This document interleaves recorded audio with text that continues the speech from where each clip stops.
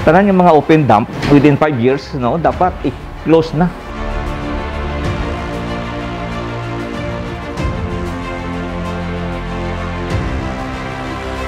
Hindi niya sang landfill ang atong ibutang dira.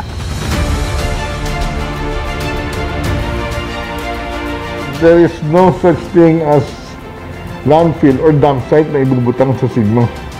Nauna lang yung masamang balita, wala gidya sang pinag-usapan kami ni Gobernador na butangan sang dump site o landfill.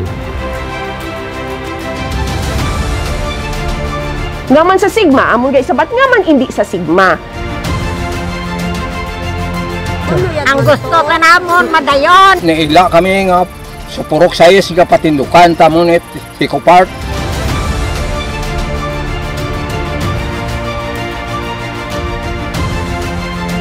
If ever makita ninyo nga talambakan ng gidra, then ako mismo ang magpamalabag sina.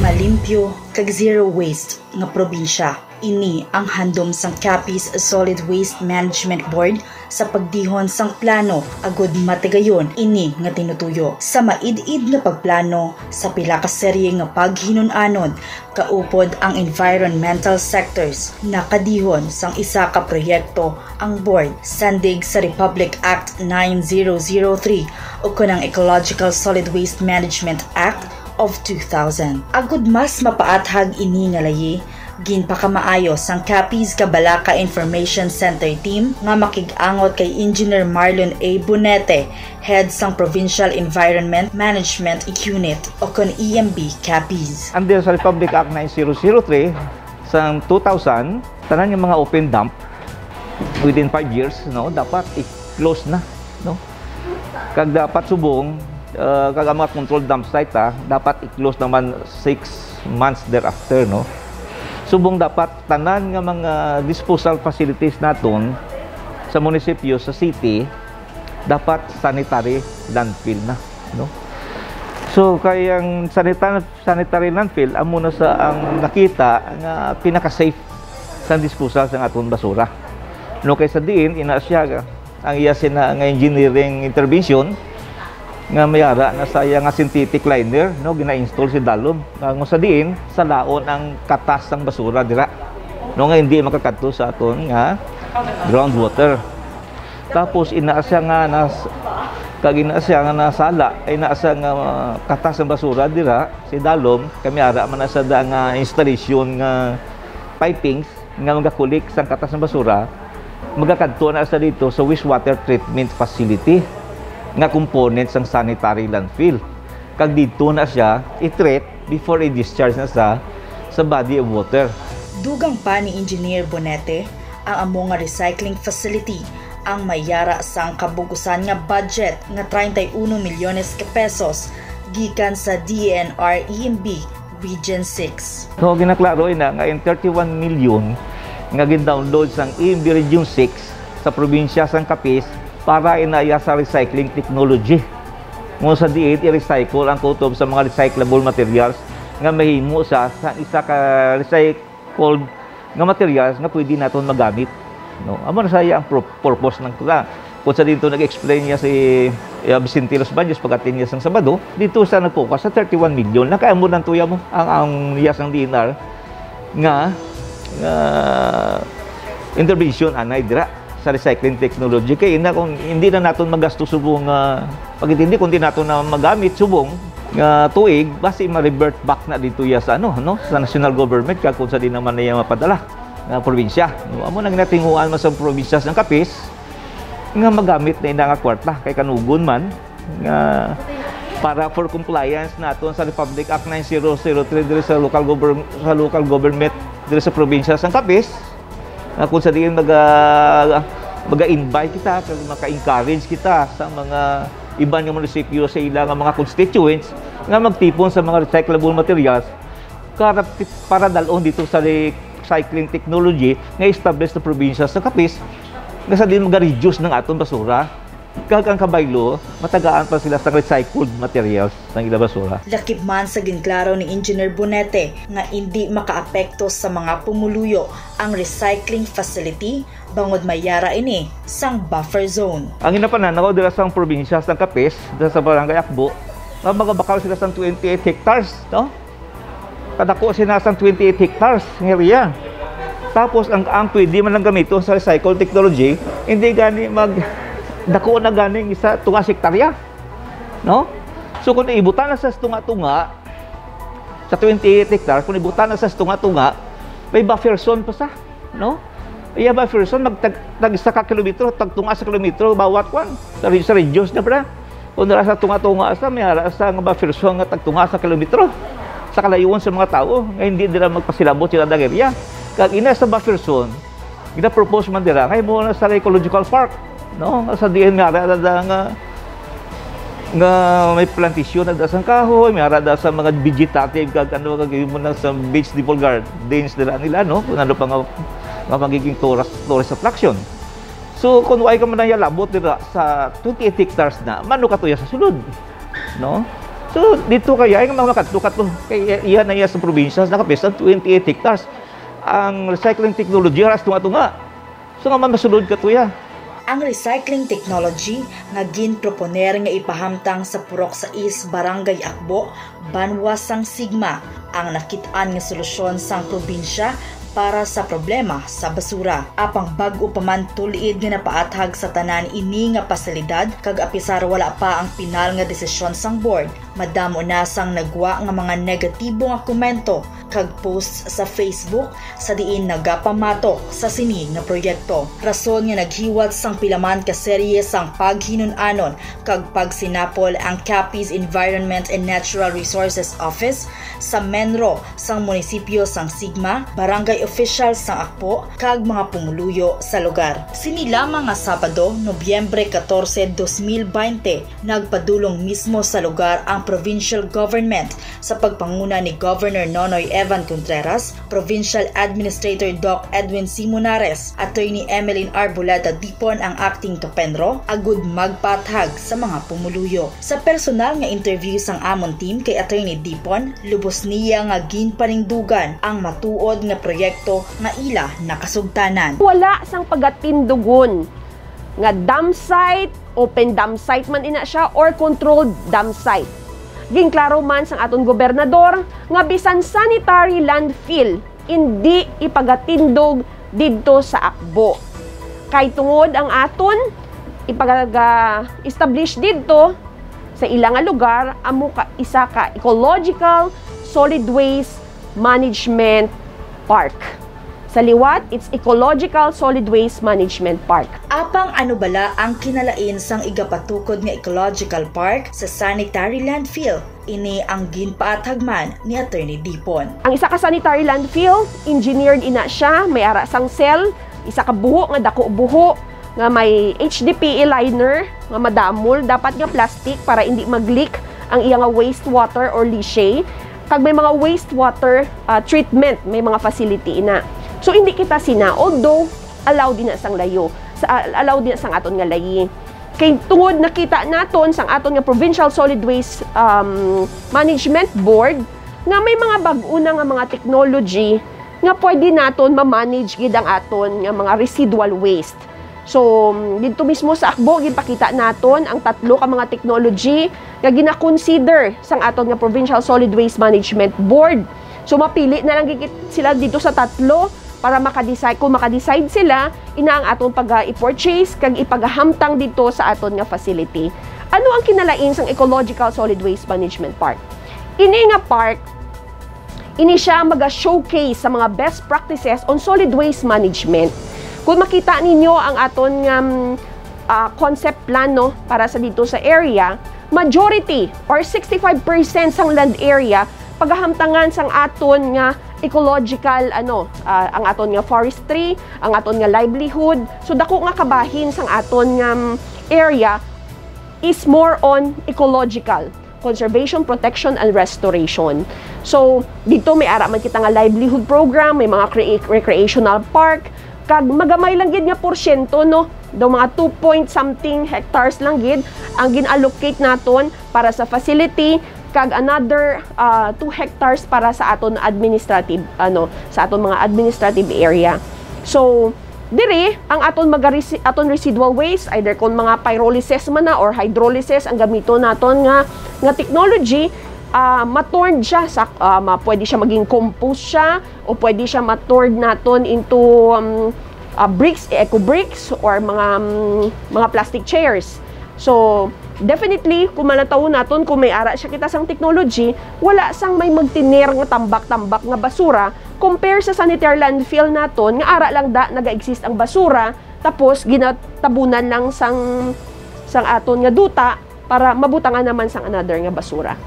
Ginpakamaayo naman sang amon team nga personal nga padulungan ang Barangay Akbo, kag didto naabtan namon ang pila ka mga residente nga nagapuyo pila lamang ka metros sa mismo nga site. Agree kuya, okay kuya. Siyempre para kung ano ang ilang maka-ubraman kami, maka-abel man kami. Hambal nila may mga livelihood sila nga mga taga dire makaubra. Ti okay gid kami man Ay kay kami yar nang ang amon abi ginaistaran nga nga duta. Hindi sang lain-lain ang tagiya. Bari pero malapit lang kami. Pero hindi kami daya magalin sa amon nga ginapatindugan balay. Kami dire nga malapit sa site, wala kami yang nagapamatok.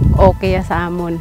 Ako si Analisa Berber, naga-star sa Akbo, sa Purok Size, ari man din na ang Eco Park. Sugot man ako sang para may pangitan-an man kami dya. Ang hambal man di ma'am sa amon ng recycle na bala, pero matinlo na. Ti okay man ya sa amon kay siyempre gawasalig ta ako sa ilang mga istorya kay mas edad sila sa akon. No, ti ko maayo man sa ila, maayo man sa amon. Pabor mami, para makaabil man kami diri sa pag mabutang ang kalsada. Way ma'am, kay man lang diri butang, hindi man niya talambakan basura. Kay okay ma'am, tanan man para sa tanan niya pamuluyo. Pabor man sa amon tanan. Hisa man lang nailaya ma'am. Palayo-layo nga tenda nga balay, tapos nasa paper sila patay garinali, kami gani nga taga diri way. Ay okay takon ay agod may pangitalan may pumuluyo ag basi sa ulihi tala kun mag-prove bantalya ay basi sigurado kita na kun matupa pagkabulig bias pumuluyo tanan nga pasalamat ko kay Gob Contreras nga nag-adto kita sa Barangay Akbo nga pa nagpasalag sa mga pumuluyo ay hindi matit basurahan niya ay kuan matala Kisiko Park ay kung ang basura ko di mabaho. Ay manit na nga reklamo ta sa basura ay kalay-dayo ta kanila. Kung sa bagay, dari kami rin sa malapit. Huwag kasi nagreklamo to may mga manukan to sila od. Poultry o diya sa bukid niya kanila yun, nireklamo sila. Wata na hindi tatamon. Naila kami nga sa Purok Sayes nga patindukan tamon et Eco Park. Ag may panggubiaran tayo mga pumuluyo diya. Salamat na mo. Ay, buhay ka na react. Wala mo react kami. Ay, para sa mo. Ang gusto ka namon, madayon. Daman niya nga. Ay, kamo. Ito, ako sa react. Nila kita kamo dayon. Ay, amo tayo gusto namon kay Gob ka padayon. Tanana tayo. Del Cruzada na gilang. Tapos dito, taga dito man kamo na. Ay, kami sa punta. Punta niya na. Doon ang project ang ginatawa. Kamu yang taga dito. Gusto ninyo. Taga dito malang. Dito kami tanan. Kapitan malayo ka kadto kami tiga kopirar kami kay kapitan. Ay ginahambal man gani ni Mayor nga hindi naman landfill, hindi naman basurahan, kundi lain nga project ang ipatindog. Ay okay. Basta hindi landfill o basurahan. Kaya hindi kita ko mari ako sa pagkantindi takon gid. Paggaling pa lang mari kita mo tong ilagin pakita. Ayos to. Ay trabaho. Luwas sa landfill kag basurahan. Ay okay na gid man. Okay na. Nami ko, open na gani. Bisan si Kapitan, hindi na sin landfill, hindi basurahan. Kundi okay. Lain nga project ang ibutang. Kundi okay. Kay basurahan man lang ka landfill ang ginad sa okay na ng landfill o basurahan. Eh, singa nila, basi tiplangon lang kami Ngayon pala. na ng promisa na to sila, di ba? Amo to gani nag-komentar na si SBC Speed Pilais nga, hindi kami magtiplang sa inyo. Kay kami mismo sa kaugalingon namon, hindi kami sinyasing managtiplang. Kay sinya, kamo sinya ang priority nga mga pumuluyo. Diyan kami makonsulta. Naghala sa imo na amon. Di ba nga nang siya? Oh, matangga sa ibabaw. Ina, alangan magkonsulta. Ayo, hay mo to gani nagsingha na gani. Pabalik-balik bisan amo lang bala ning amon sitwasyon, bisan amo lang ning amon ni tsura, kulang-kulang amon alam. Pero naka-intindi kami nga amo ina. So para sang ginihiwat sang Sabado ang public hearing do sa akong paglantaw do successful man kay tungod natagan man ang mga pumuluyo bala sang barangay sang Akbo. Galing hindi mo man malikaman, siyempre may nag-oppose sa sina nga pinapropose nga solid waste management ecological park diri sa barangay sang Akbo.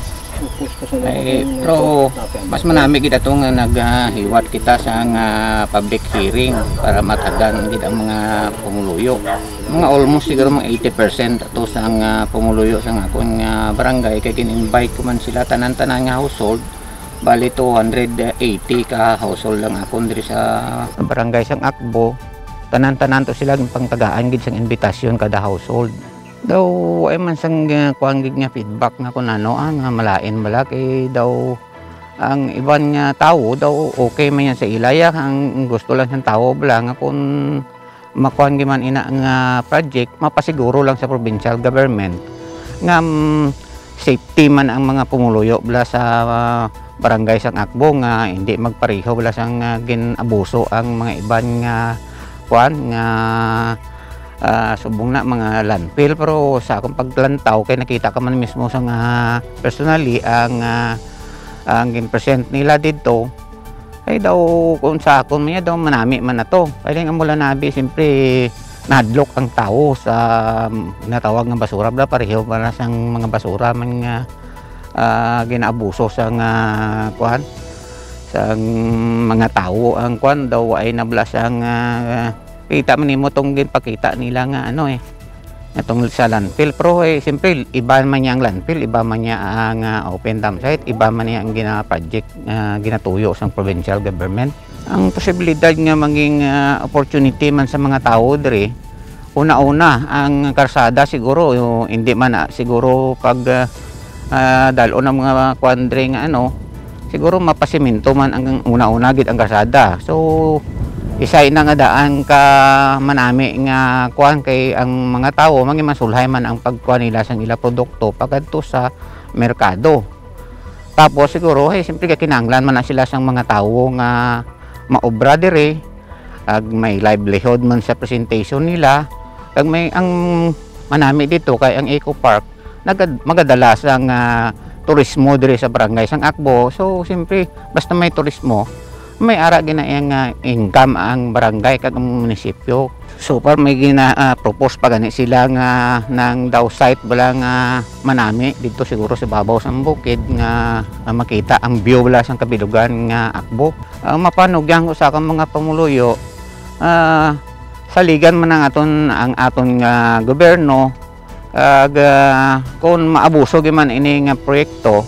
Una-una ako base nga kuan nga magreklamo man kag upod ko sila tanan nga magreklamo kung maabusuhan man ini nga klase sang proyekto. Kag labi na gid ang aton munisipyo, ang aton municipal mayor batok man silang sa sanitary landfill. Ang open labi na gid kun open dump site. Abang ang pamangkot sang mga nagapamatok nga sa Sigma ibutang ang proyekto. Ano bala ang dako nga rason sang Provincial Solid Waste Management Board kag sang gobyerno probinsyal. Nga man sa Sigma, amon gay sabat nga man hindi sa Sigma. Kung nadumduman nila sang giuna ni naging desisyonan nga mag-put up sang clustered sanitary landfill diri sa probinsya sang Capiz, ang napilian sang aton nga Provincial Solid Waste Management Board amo ang Banwa sang Panitan kay tungod sa iya nga strategic location. Okay? Wala naging madinalag-on ang aton pag-push dito sa pagbakal sang lote kay tungod isa na dira ang political issue kay tungod naging election time siya kag ini siya dako nga proyekto, no. So isa na sa mga rason kag nga ikaduha nagkulang man kita siguro, no, may kakulangan man gid kita sa IEC kay tungod naging nabawalan kita sadto nga magtipon-tipon kay manugbot election, may mga limitation kita sa paggamit sang pundo sang aton nga mga project. So isa ina ka rason. That's why pagkatapos ang Sigma, ang second nga inline, asang panitan, ang second nga inline dito, amo ang Sigma. Kaya kung nakita ninyo sa aton nga mapa, magkalapit ang panitan, adjacent ang panitan kag ang Municipality of Sigma. So si Sigma ang second naton inline nga gina-consider. So amo ni subo nga man ari kita sa Sigma kay tungod strategically ara siya sa sentro kag gina-consider din naton, no, nga clustered siya nga ecological solid waste management park. So dapat mapanumdum kita, hindi kita magpanumdum nga dito ta ibutang sa tapas kay ito sa punta-punta. Panumdum mo tagid nga ara dapat sa sentro kay para malapit sa tanan nga kabanwahanan. Bangod sini nga issue, ginpakamaayo namon nga kuhaan mismo sang mensahe si Mayor Christopher Andaya sang Sigma agud mapalabot man ang iya paningdugan na hanungod sa proyekto. Ang stand ko is behind the people, no, kung anong gidya ang kwan ng tao. But as of now, may misconception din sa inana project. There's some people who are opposing, so who are saying no sa landfill and dump site. Well, actually naman, the reality of this project is there is no such thing as landfill or dump site na ibubutang sa Sigma. Nauna lang yung masamang balita, but actually, the proposed project, the Provincial Eco Park, wala gidya sang pinag-usapan kami ni Gobernador na butangan sang dump site o landfill. Yes, I am for one in favor, but I am also number one against landfill and dump site. To make it clear, no. But sa inina project, no, sa Eco Park ng province, ecological park, I am in favor for that, ano. It is a privilege na ibutang sa Sigma ang provincial park. First, ang tataas ang ecotourism namin. Then it will create jobs. Plus, that certain area, kung ecological park yan, it will be an example of provincial deforestation. Kasi amo na ang purpose ng eco park.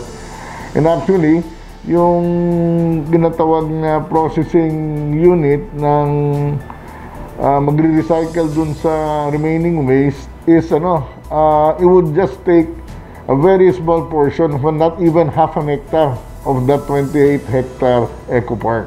Sa amo nga interview, ginklaro ni Mayor Andaya nga wala siya sang kapartihan o kun pagpanag-iya sa duta nga gin-purchase sang probinsya. Sa dugang man nga pagpanalawsaw sang kabalaka team sa Banwa sang Sigma, nahibaluan nga madugay na nga nagapractice sang proper waste segregation ang Banwa. Suno kay Mr. Ernesto G. Jacalde Jr., Environmental Management Specialist 2. Ang residual waste namon ng mga plastic na mga low density, dinadala naman sa MRF from collection, then gina-segregate dito.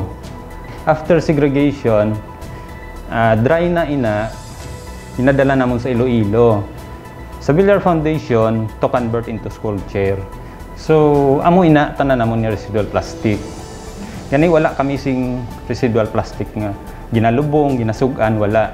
Kaya gina-convert namon nga school chair. Kay wala kita sing facility diri sa Capiz nga kaparehas na nga maka-convert ang mga residual into school chair. Wala kita sing facility diri. Apang bangod sa COVID-19 crisis, temporaryo nga nauntat ang pagpadala sa mga residual waste sa planta. Rason ngang ila plastic ng mga basura ara subong nakatipon sa ila containment area. Kung wala kita sing recycling facility nga ma-convert ang plastic residual into mapuslanon nga bagay, diin naton siya dalhon. Diin naton siya ibutang. Hindi naton siya pwede ilubong. Kung ilubong ta, how many years siya madunot? Kung ihaboy ta sa suba, nag-create naman siya sing basura, kabalik-balik lang. So, Ang diri sa amo nakita namon nga kung may plastic factory lang kita, ang aton nga mga residual nga hindi na gid na mapuslan, hindi man naton mabaligya. Mapuslan gid siya, mahimo naton sa mapuslanon nga bagay, makabulig kita sa eskwelahan, kag makalimpyo pa kita sa aton nga palibot. Dako siya nga bagay kay diin naton dahlon ang aton nga plastic. Kung hindi naton pagtinghuan nga i-process. Kami sa LGU, especially dari Sigma, hindi namon kaya ang factory. It is worth 10 million, more than 10 million. So, kung may ara ang aton nga probinsya, dako siya nga bagay sa aton nga probinsya nga makabulig recycling sang aton nga residual plastic. Hindi na ginaya mapuslan. Suno kay Mr. Gicalde, tungod sa mga recycle nga residual waste, nakabulig na sila sa DepEd pinaagi sa pagdonar sang mga recycled plastic chairs sa mga eskwelahan. Magluwas pa sini, mayara man sila sang mga bricks kag mahimo pa kuntani nga makaproduce sang madamo pa nga recycled materials. Ang team sang Kapinro kaupod Daygob nagkadto gid dito sa area kag nagpakihinunanon sa mga pumuluyo, sa mga opisyalis, kag sa mga iban man nga pumuluyo sa Sigma. So, gin-present man dito kung anong plano sa probinsya, anong matabo dito sa Akbo. So, tungod sina, nakita man nila, so ara na sa pumuluyo, ang pagbana-bana, dito sa nakita nila kung ano ang pag-intindi nila, either kung makabulig sa ila o kung makahalit, kay sila man ang nagadesisyon. So muna gin kadto sang provincial government naton para maintindihan nila sang mayad. Samtang sa bahin naman sang gobyerno probinsyal, hugot nga ginapaningdugan ni Governor Nonoy Evan Contreras nga hindi sang dump site o kung sanitary landfill ang igapatukod sa Barangay Akbo kag lubos ang iya pag-apila sa mga pumuluyo nga hindi magpati sa mga negatibo nga Facebook posts na tuhoy sa proyekto. Sang nagligad lang mga, I think last week, nagbisita kita dito upod sa iban nga mga opisyalis naton and of course araman ng local officials para makonsulta para ining proper nga consultation gid no. I even ask kay Mayor Andaya nga kung pwede imbitahon gid tanan no, ang tanan nga naga-oppose, tanan nga mga stakeholders, especially mga pumuluyo gid no sang munisipyo kag especially sang barangay kung sa diin ang gina-propose man ang pagbutangan sa ng aton nga bagong solid waste management ecological park naton no para ini sa bilog nga probinsya sang Capiz. And nakita ko dito ang concern nila nga syempre ang pag-intindi nila nga himuon gid man sila sa basurahan, tambakan sa basura. Nakita ko gani sa Facebook nga ang gina-example ang inang sa Manila, I think sa Payatas, I think no, nga gatambak gabundok niya nga basura. So at least somehow muna nga ako personal nga nagkadto didto kay kun subong man lang ina ang aton ibutang diri, ako mismo una nga mag pangindi sa Sena no. Actually ini gani nga programa ginumpisahan that time sa aton nga former Governor Tony no, ang aton mang kasumpong. And dito naging issue man ina, pero why ko gina as what I've said, why ko gid ina ginsakyan nga issue against sa iya. Kaya ako nagapati may layi abi subong ang aton nga gobyerno nasyonal nga dapat implementar sang kada LGU, nga tanan nga mga LGU hindi gani dalaya ang province, ang tanan nga LGU, ang tanan nga mayors nga gina-mandate no, gina-require nga dapat may ara sila sang solid waste management no, system or facility sa isa ka LGU Manila no. And pero kita kay balo kita nga ang halos tanan kalabanan sa mga LGU wala sang kapasidad pinansyal man or ang iban wala man sang lugar nga pagabutangan no. So ini we came in ang provincial government nga dapat binuligay kita. Munang rason kung kag may pundo na nga gin-allocate sa aton ang national government kag gina-assure naton klaron tagid gina-assure naton ang aton nga mga pumuluyo sa munisipyo ng Sigma, especially sa barangay sang Akbo, nga hindi niya sang landfill ang aton nga ibutang dira. Lain gani ang landfill lain pagid niya inang dump site. Munang gabi delikado gid ang dump site, no? Ang landfill gani may harap pagid na system nga kung sa diin daw ang iyang mga higko daw may facility pa, no, para malimpyo. Iniya subong ang aton halos mo na nga gintawag naton siya nga Provincial Solid Waste Management nga Eco Park, para at least and ang technology gani nga gamito naton, ginapilian naton sa Japan or sa Singapore nga kung sa diin ini mas develop pagid nga countries ang sa aton. Pero makita naton to ang basura gina-recycle na tanan, no? So man ang machinery kag ginpakita naton na dito, tani hindi kita magpadala sa mga patalang lang, no? If ever makita ninyo nga talambakan ng gidra, then ako mismo ang magpamalabag sina. Subong ara dito ginpakita naton sa inyo, and siguro maybe sa social media I'll be asking sang aton nga kapenro, no, kay Attorney Abeb abi ini siya nga inisyatibo man ever since kag nakita ko may bag-o ng mga technology pagid nga sulpot subong na nagpresent sa aton nga daw halos 99% na gid tanan or 99.9% ma-recycle na gid, no? So ina ang lugar ninyo magamit pagani sa mo nga Eco Park may iban butang mahimuon naton nga may tapatamnan naton sa mga kahoy, ma-reforest kita, may harap pa organic farming, and siguro pati housing sa ulihin, no, sang aton mga empleyado.